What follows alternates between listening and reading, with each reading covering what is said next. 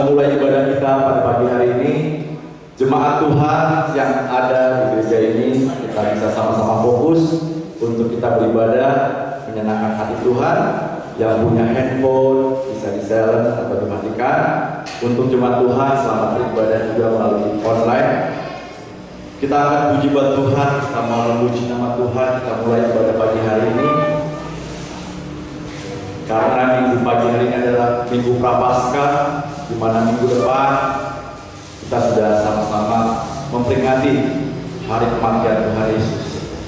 Kita akan puji buat Tuhan, Roh-Mu yang hidup, penuh hidup. Mari kita berdoa.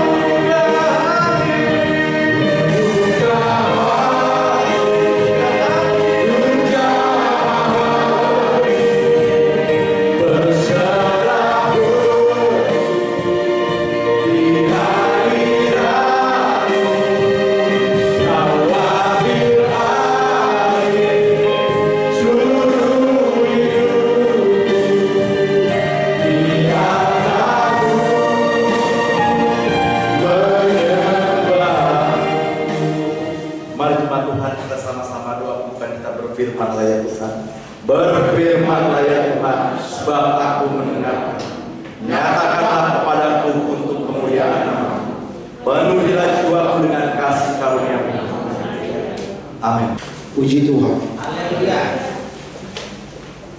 Minggu ini adalah tanggal 15 kita akan memperingati hari kematian Tuhan Yesus.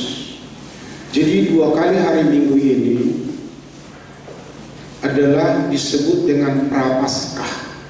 Ya, kalau kita berbicara Prapaskah, maka biasanya khotbah-khotbah itu adalah tentang apa-apa saja yang dilakukan Yesus sebelum menghadapi salib itu.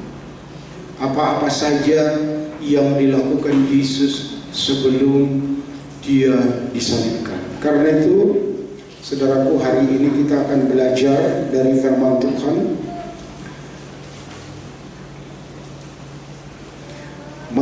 Markus 8 ayat 27 sampai dengan yang ke-38. Markus ke-8 ayat yang ke-27 sampai dengan yang ke-38. Kita bangkit berdiri, kita baca secara bergantian. Saya lihat pemuda kita hari ini banyak yang hadir. Jadi pertama pemuda, nanti kedua orang tua, bergantian, dan ayat terakhir kita baca bersama-sama. Kita mulai Markus 8 ayatnya yang ke-27 sampai yang ke-38. Dimulai dari pemuda. 1, 2, 3. Coba diulangi, suaranya keluar. 1, 2, 3. Kemudian Yesus beserta murid-muridnya berangkat ke kampung-kampung di sekitar Kaisarea Filipi. Di tengah jalan dia bertanya kepada murid-muridnya, katanya, kata orang, siapakah aku ini?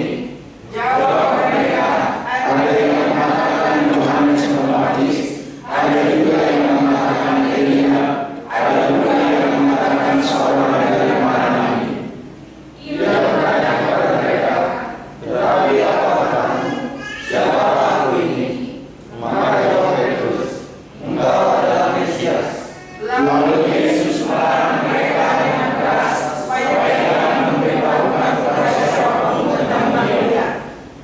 Kemudian mulailah Yesus mengajarkan kepada mereka bahwa Anak Manusia harus menanggung banyak penderitaan dan ditolak oleh tua-tua, imam-imam kepala, dan ahli-ahli Taurat, lalu dibunuh dan bangkit sesudah 3 hari. Hal ini katakannya dengan terus terang, tetapi Petrus menarik Yesus ke samping dan menegurnya. Maka berpaling Yesus dan sambil memandang murid-muridnya, ia memarahi Petrus, katanya, "Nyalalah iblis, sebab engkau bukan memikirkan apa yang dipikirkan Allah, melainkan apa yang dipikirkan manusia." Lalu Yesus memanggil orang banyak Dan murid-muridnya dan berkata kepada mereka, "Siapa orang yang mau mengikut aku, dia harus menyangkal dirinya, memikul salibnya, dan mengikut aku. Karena siapa yang mau menyelamatkan nyawanya, ia akan kehilangan nyawanya. Tetapi barang siapa kehilangan nyawanya karena aku dan karena Injil, ia akan menyelamatkannya. apa gunanya seorang memperoleh seluruh dunia, Tetapi ia kehilangan nyawanya. Karena apa yang dapat diberikannya sebagai ganti nyawanya? Sebab barang siapa melakukan aku dan karena perkataanku di tengah-tengah agama yang tidak sedia berdosa ini, Anak Manusia pun akan malu kata orang itu, apabila dia dapat dalam kemuliaan Bapaknya diiringi malaikat-malaikat kudus. puji Tuhan. Haleluya. Silakan duduk.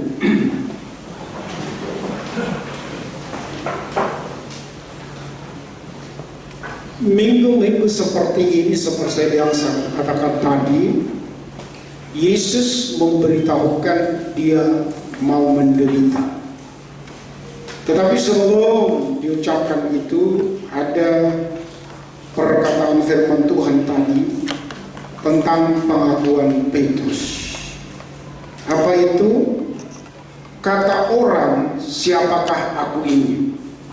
Kata orang, siapakah aku ini? Jadi Yesus bertanya kepada murid-muridnya, tolong tanyakan orang lain dulu, siapakah aku ini?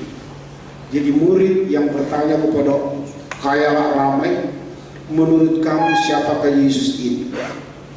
Jawab mereka, ada yang mengatakan Yohanes Pembaptis, ada juga yang mengatakan Elia, dan ada pula yang mengatakan seorang daripada nabi.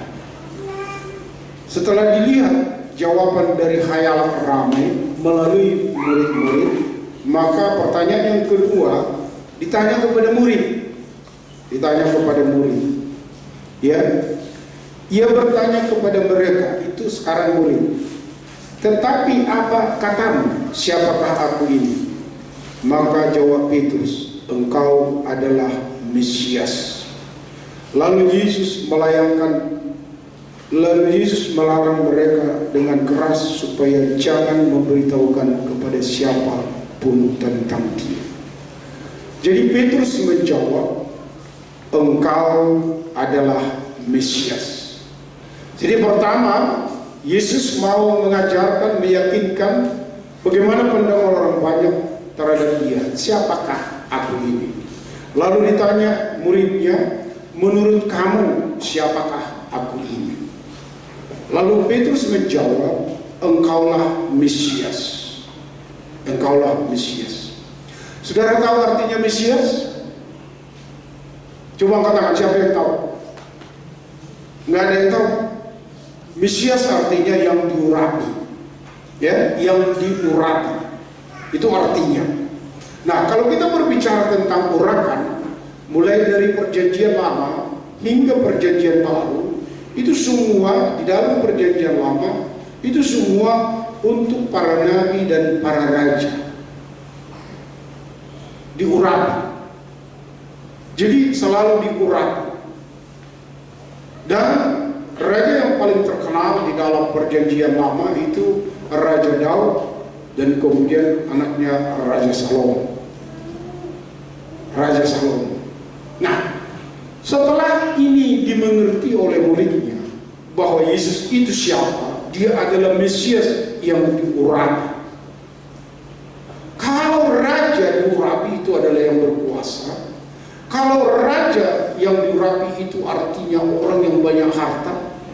Kalau raja diurapi itu artinya dia punya luas wilayah yang sangat banyak. Sekarang kita lihat apa yang mau dikatakan Yesus setelah mereka mengenal Yesus itu siapa. Pengakuan mereka, engkau adalah Mesias, engkau adalah yang diurapi.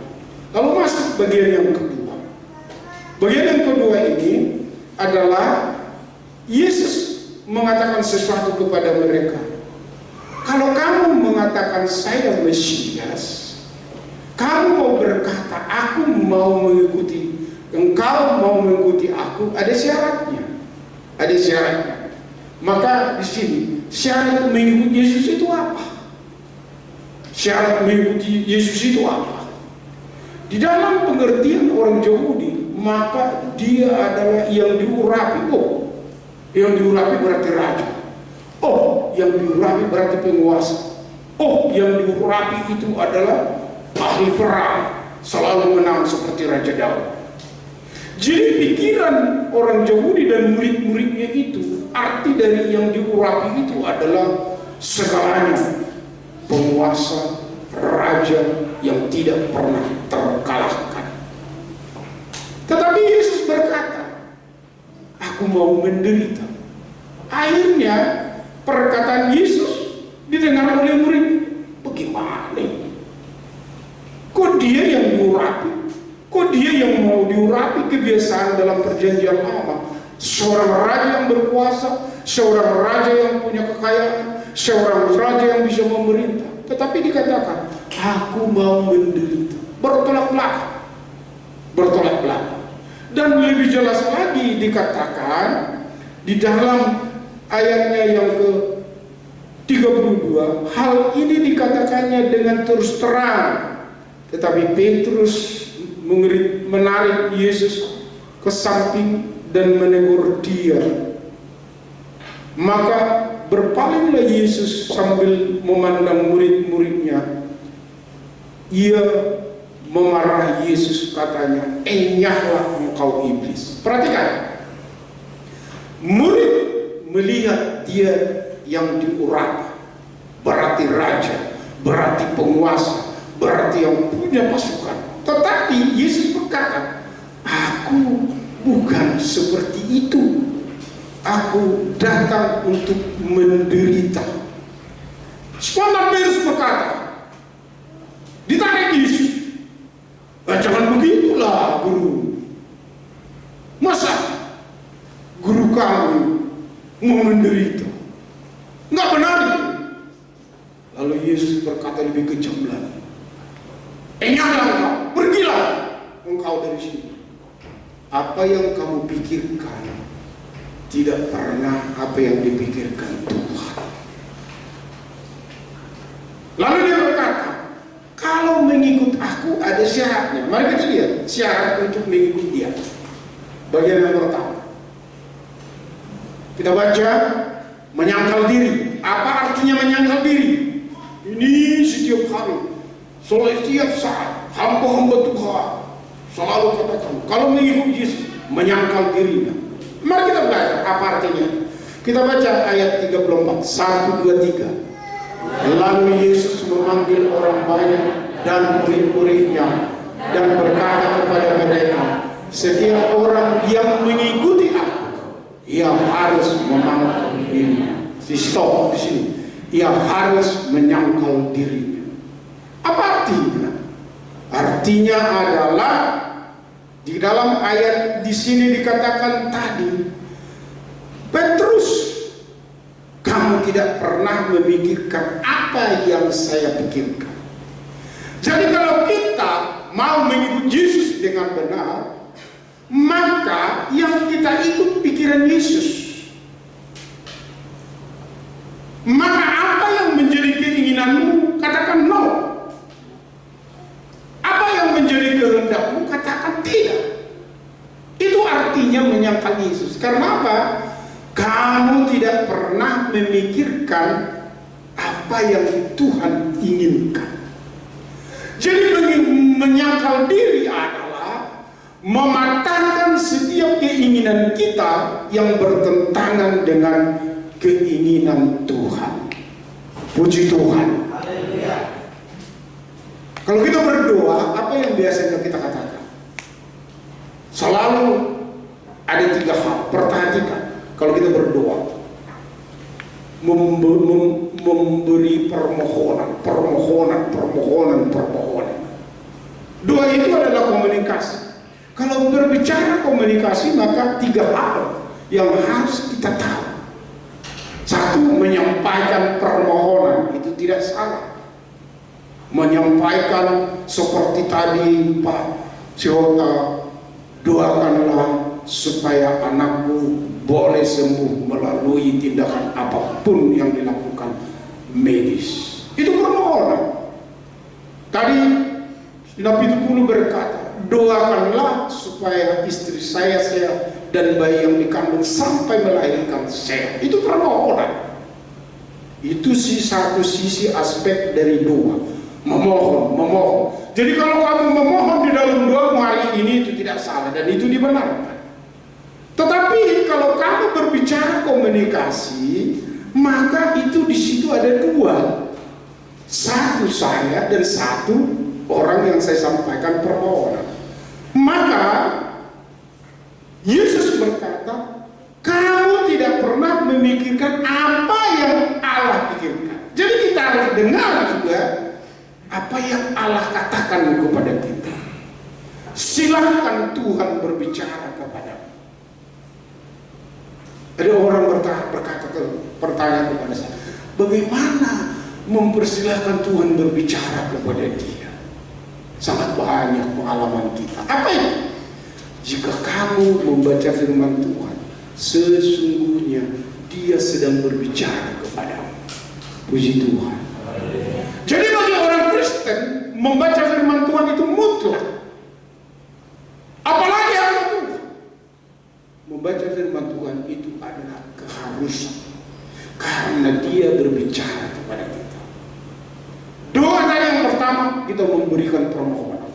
Tetapi doa bagian yang kedua, kita mendengarkan apa yang Tuhan inginkan kepada kita. Tadi kesaksian Pak Sirai, dengarkan. Kalau kamu mau melanjutkan pekerjaan ini lebih besar, di samping kamu punya rencana yang besar, di samping kamu punya usaha yang mau memperbesar, dan itu tidak pernah kamu duga seperti itu terjadi. Asal kamu memohon dan kadang-kadang dengarkan apa yang diucapkan Tuhan. Perhatikan firman Tuhan. Jika ada orang berkhotbah, perhatikan. Itulah isi hati Tuhan untuk puji Tuhan. Kadang-kadang Tuhan itu berbicara kepada kita melalui sakit. Kadang-kadang tiba-tiba ada gerak di dalam diri kita berkata, oh begini. Ikut itu, pasti jadi. Jadi ingat ya, memohon dan mendengar. Puji Tuhan. Nah, sekarang kita lihat, kita kembali kepada topik ini. Menyangkal diri artinya, pada saat saya memohon kepada Tuhan, harus saya lihat di situ apa yang menjadi kegiatan saya, apa yang menjadi tujuan saya. Perhatikan di situ, itu keinginan Tuhan atau tidak. Di dalam kamu memproses itu, ada nggak yang bertentangan dengan kehendak Tuhan? Saudara, kalau itu kamu katakan di dalam dirimu, Tuhan, aku tidak tahu bahwa ini adalah sesuatu yang bertentangan kepadamu. Waktu saya di Parbaba, saya katakan begini, kalau ada Batak itu, ada 3 jenis. Satu yang tidak bertentangan dengan firman Tuhan. Contohnya apa? Majai. Lalu seorang laki-laki meninggalkan ayah dan ibunya untuk bersatu dengan istri. Ada Batak mengatakan apa? Pajak. Buat dia mandiri. Nggak bertentangan itu. Nggak bertentangan itu. Tapi ada bagian yang kedua yang abu-abu. Apakah ini bertentangan? Saya tidak jelas. Apakah ini tidak bertentangan? Saya tidak jelas. Tapi ada bagian yang ketiga, sama sekali bertentangan. Contoh, memulai acara gondang. Kalau seperti abang saya, selalu saya ingati, kalau kamu katakan nanti, aduh majo, Tuhan benaran di hutan. Sampaikan dulu kepada penguasa-penguasa kampung ini, saya tidak akan mau mengikut kau. Tapi kalau kamu katakan, karena ini doa kita kepada Tuhan, sampaikanlah ini adalah doa kita kepada Tuhan. Saya mau. Saya mau. Tapi kalau kamu bilang, aduh satu salah dia putar, saya tidak mau. Karena apa? Ajaran ini jelas tidak boleh. Nah, seperti inilah artinya ada itu bisa kita dimodifikasi, tidak bertentangan dengan firman Tuhan. Puji Tuhan. Nah, sekarang kita lihat, menyangkal diri artinya segala apa keinginan kita yang bertentangan dengan Tuhan harus kita katakan no. Apalagi tukang bengkel, ya kan? Saya dulu waktu tungguin bengkel saya itu, banyak itu yang mau dikonek. Tulislah sekian, untuk saya sekian, untuk kamu sekian. No! Kadang-kadang kita berpikir praktis, ini dapat sekian. Tetapi sesungguhnya itu tidak membawa keberkahan bagi dirimu. Sekali kamu katakan no, maka sesungguhnya orang yang berintegritas itu adalah ada kesempatan untuk korupsi tetapi dia tidak mau. Inilah orang yang berintegritas. Puji Tuhan. Puji Tuhan. Nah, ini sebetulnya yang dikatakan jika kamu melihatnya bertentangan dengan firman Tuhan, katakan no. Itulah yang dikatakan kepada Petrus. Petrus, kamu tidak pernah berpikir tentang apa apa yang dipikirkan Allah. Menyangkal diri adalah menolak tidak kepada apa yang bertentangan dengan Tuhan. Puji Tuhan. Pak Pendeta, bagaimana sih? Ini kan hidup ini seperti itu. Seperti itu. Saya bilang ya, waktu saya pegawai itu, pemimpin proyek tidak pernah sama sekali. Selama hidupku di Republik ini saya bekerja 33 tahun nggak pernah pemimpin proyek atau sekretaris proyek. Jadi saya tidak pernah, paling saya kebagian disuruh perjalanan dinas itu diperintahkan. Saudara, di dalam lembaga tidak ada kesempatan untuk korupsi. Karena sesungguhnya saya punya integritas. Apabila saya pimpin proyek lalu saya berkata no untuk hal yang korupsi, itulah yang sebetulnya punya integritas. Puji Tuhan. Kalau nggak pernah kita menghadapi tantangan, dari mana kita katakan kita pernah lulus dari persoalan? Oleh karena itu, katakan no di dalam setiap kegiatanmu. Sekali saja kamu sanggup berkata, lihat begitu luar biasa untuk banyak berkat yang kamu terima. Saya alami pertama, Bob Hasan, kalian ada yang mengetahui kan? Orang kaya raya. Suatu zaman Soeharto, dia penghubung yang paling efektif. Nah, waktu saya urus perusahaan, karena di Indonesia ini ada 215 pabrik plywood, dan 3 kali setahun itu akan diperiksa kualitasnya, dan setiap datang itu 5 orang Jepang. Perhatikan, kalikan 215 kali 5 kali 3 kali setahun, berapa itu yang harus dikeluarkan? Lalu saya ajukan ide sama dia, bagaimana kalau Jepang menunjuk satu perusahaan ini melakukan ini di Indonesia supaya itu tidak. Oh, setuju para jemaat. Kita urus izin selesai.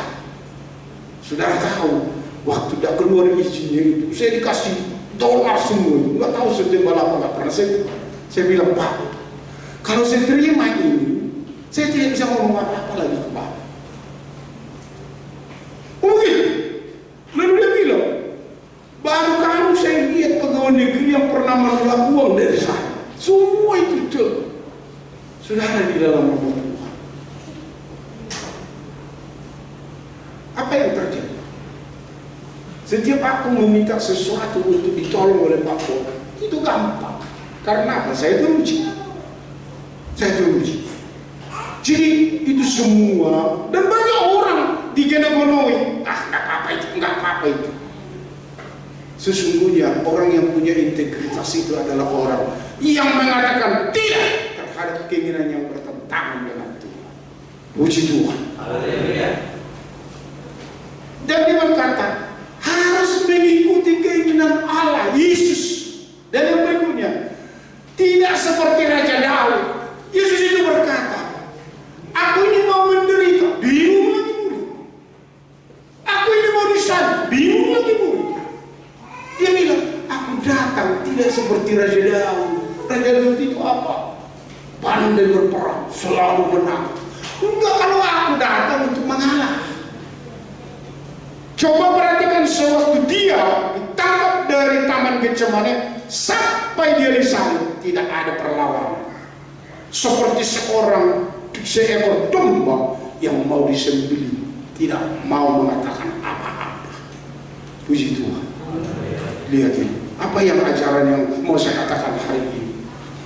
Sebesar apapun ngomongan istrimu, secerewet apapun ngomongan istrimu, sekejam apapun ngomongan istrimu, kalau kamu diam, lihat, pasti jadi kedamaian. Puji Tuhan. Kadang-kadang kan juga tidak hanya ibu-ibu yang cerewet, bapak-bapak juga banyak yang seperti ibu, ngomong banyak. Saya kira, pernah saya tanya orang bapak, Aman, bagi kamu itu salib yang terberat itu siapa? Jawabnya dia bilang, istri saya. Bagian yang kedua, bayangkan ada seorang bapak dari seluruh penderitaan yang ada di dunia ini, yang paling sulit dia hadapi adalah istrinya. Ada itu. Tapi ibu-ibu juga kalau ditanya, Bu, kira-kira dari antara seluruh persoalan itu kira-kira salib yang paling berat siapa? Dia jawab begini, suami saya. Jadi sama, suami juga salib, istri juga salib, sama-sama menyalibkan. Waduh, jadi hati-hati melihat istri ini, kelihatannya baik-baik, kelihatannya cantik-cantik, wow, tetapi menyalibkan kamu juga. Sebaliknya juga seperti itu. Tetapi ingat, rahasianya satu, seperti yang dilakukan Yesus. Apapun, ingat, apapun itu yang terjadi, jika kamu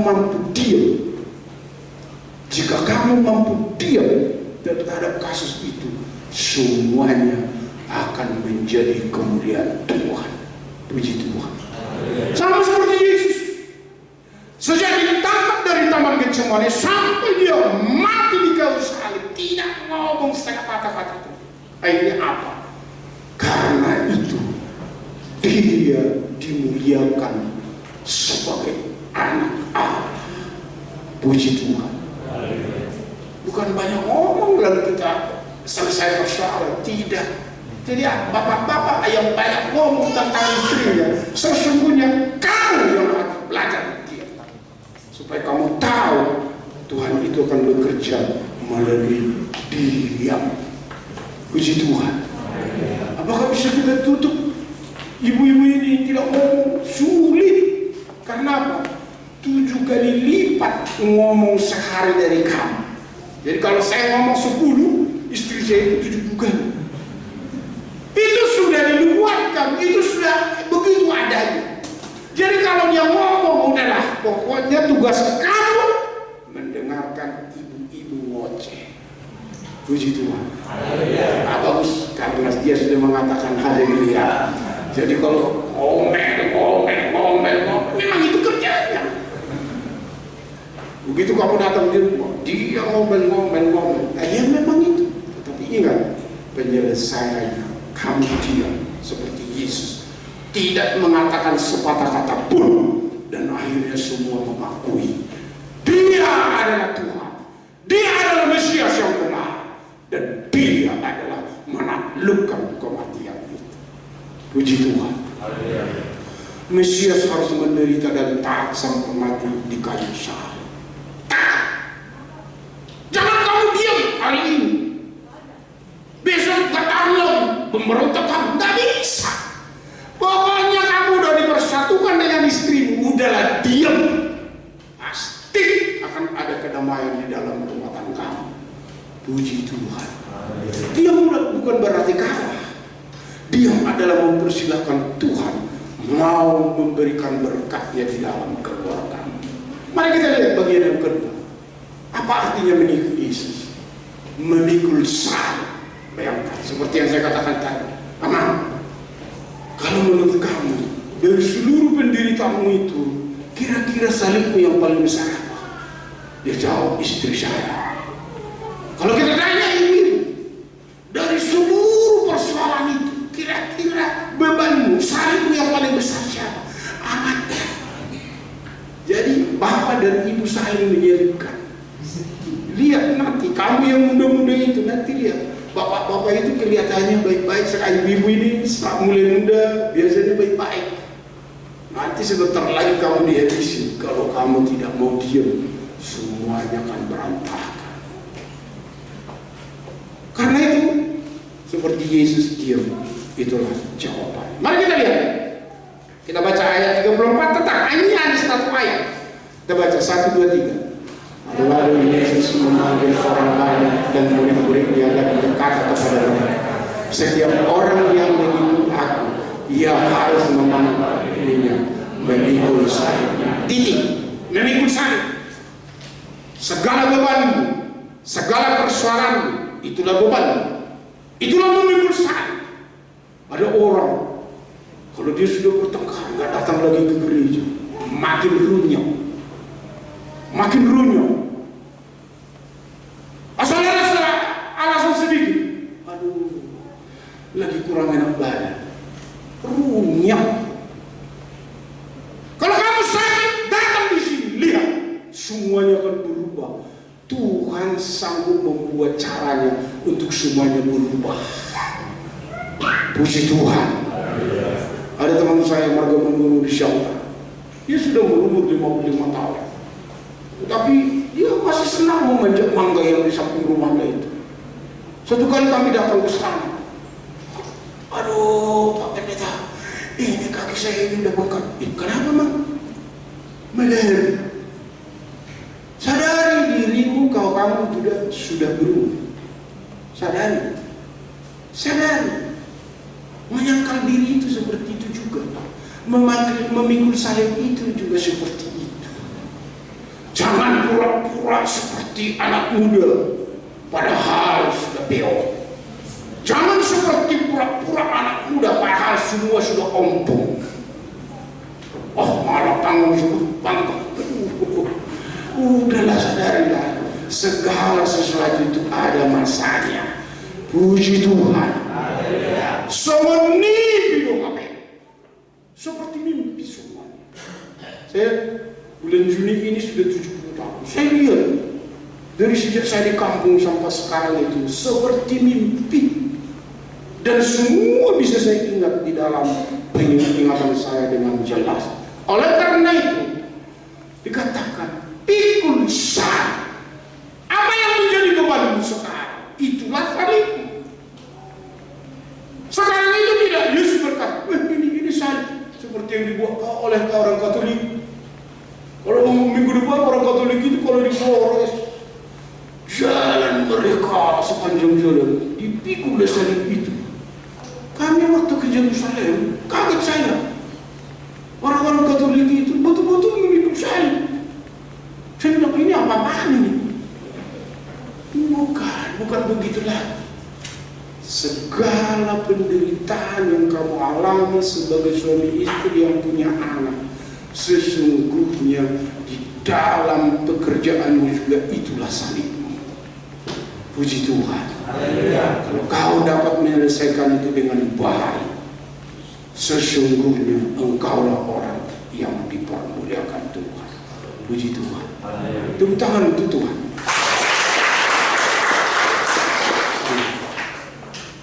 Ke-12 rasul itu kecuali Yohanes semua mati-mati. Dari 12 rasul yang mati sampai tua karena tuanya hanya Yohanes. Lihat, Petrus mati tersalib tetapi kepala di bawah. Lihat Andreas tersalib tetapi seperti X. Kalau saudara baca riwayat hidup masing-masing, ada yang dimakan, ada yang diseret, ada yang dilempar sampai mati. Apakah ada yang enak? Tidak. Tapi apakah hanya penderitaan kalau kita mengikuti? Oh tidak. Dua sisi ini selalu dapat. Kalau kamu ikut menderita, kalau kamu ikut memikul salibku, kamu juga akan dipermuliakan bersama-sama aku. Puji Tuhan. Kalau bapak-bapak seumur saya ini apa saja yang paling banyak adalah anaknya, cucunya. Itu saja. Itu saja.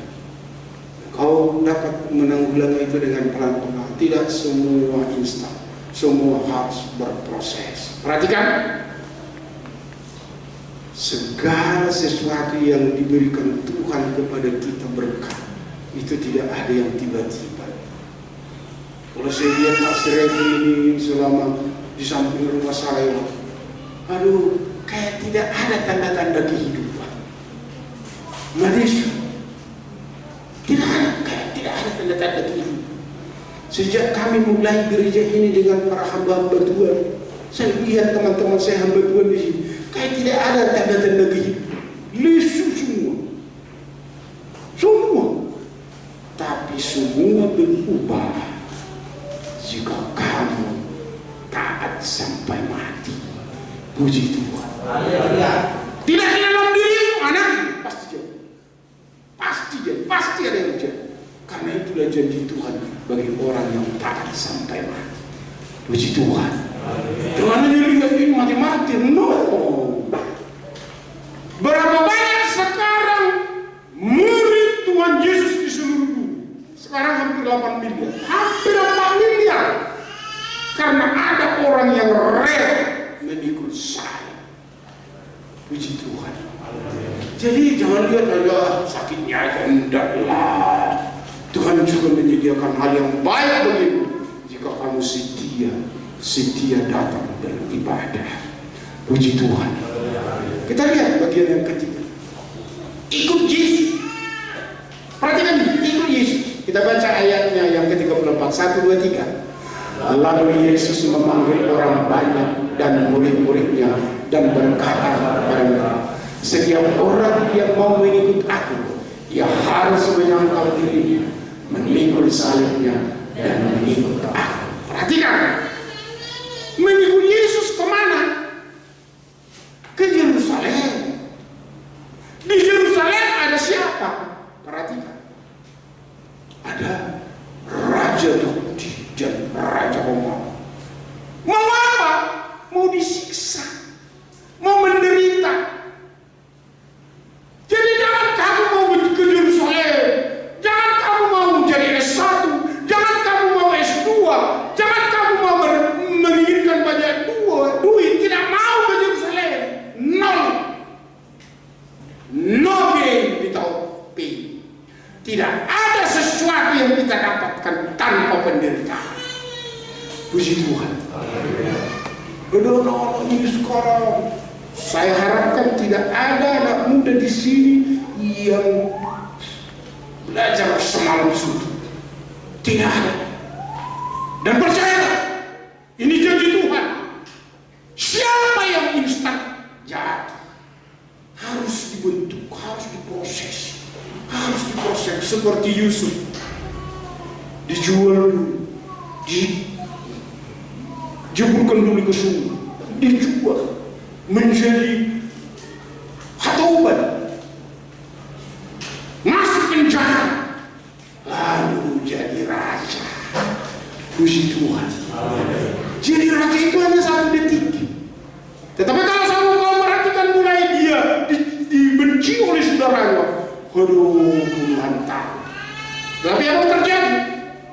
Dikatakan oleh Yusuf kepada saudaranya pada waktu bertemu, itu dibuat Tuhan supaya saya dan kamu, keluarga dan bangsa ini menjadi bangsa yang besar.